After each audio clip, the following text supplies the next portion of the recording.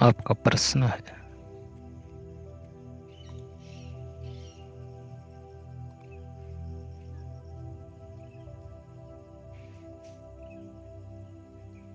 आपको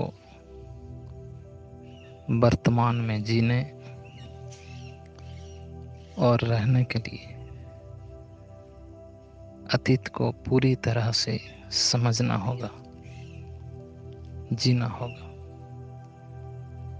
इस बात को थोड़ा समझाएं।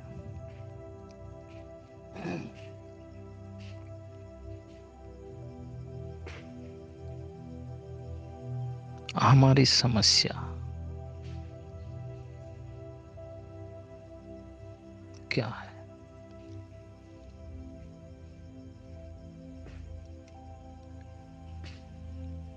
हम वर्तमान में जीना क्यों चाहते हैं? क्योंकि साधुओं से, सिद्धों से, दार्शनिकों से यह हम सुने हैं कि वर्तमान में जीना ही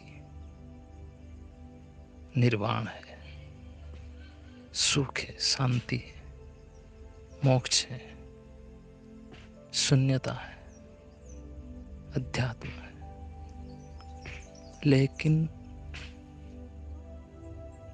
अध्यात्म तो है, वर्तमान में जीना ही अध्यात्म है।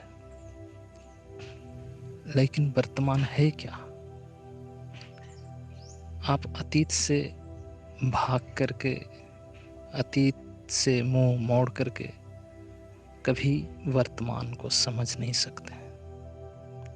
वर्तमान का मतलब शून्यता नहीं है। शून्यता का अर्थ बहुत ही अलग है।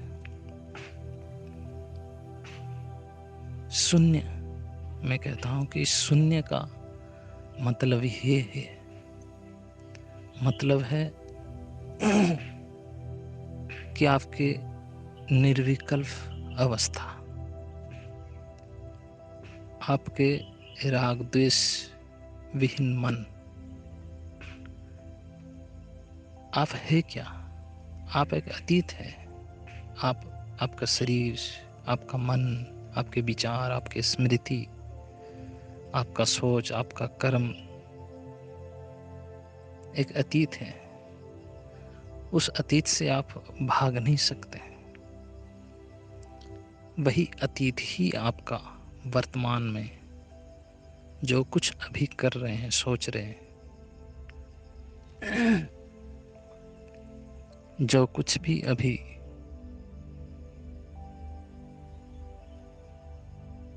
जीवन है आपका, ये जो जीवन आपका खड़ा है, ये केवल ही केवल अतीत है। अतीत आपका नींव है जो बीत चुका है।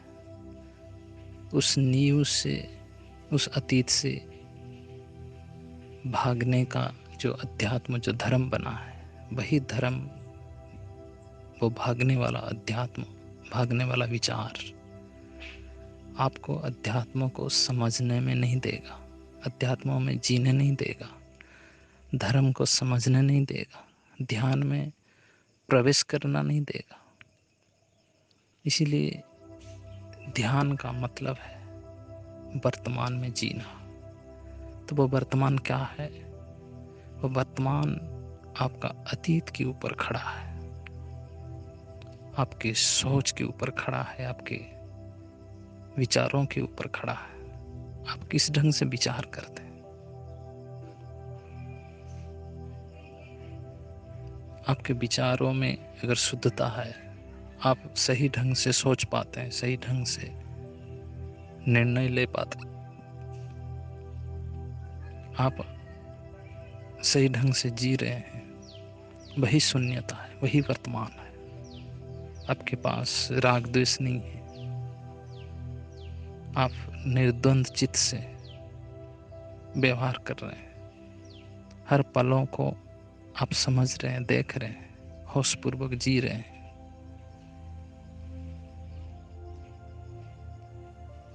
वही वर्तमान है। और वह वर्तमान क्या है? अतीत से अलग कोई वर्तमान है ही नहीं। दार्शनिकों की भाषाओं को आप सुन करके, सिद्धों की भाषाओं को सुन करके आप कहते हैं कि आपको वर्तमान में जीना है। लेकिन वर्तमान आएगा कहाँ से? आपसे अलग कोई वर्तमान नहीं है। तो आप क्या है? आप अतीत है।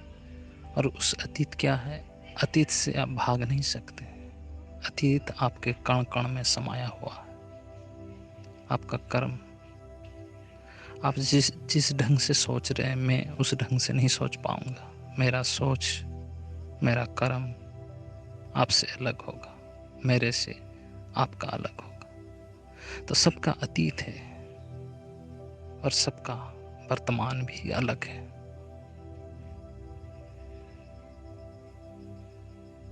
इसीलिए उस अतीत से हम भाग नहीं सकते।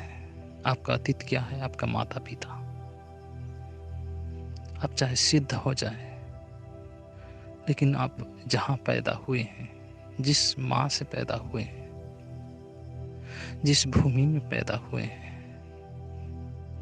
जिस वातावरण को लेकर के आप पैदा हुए हैं, उस वातावरण से आपका शरीर, आपका कण जो निर्माण हुआ है, वो अतीत।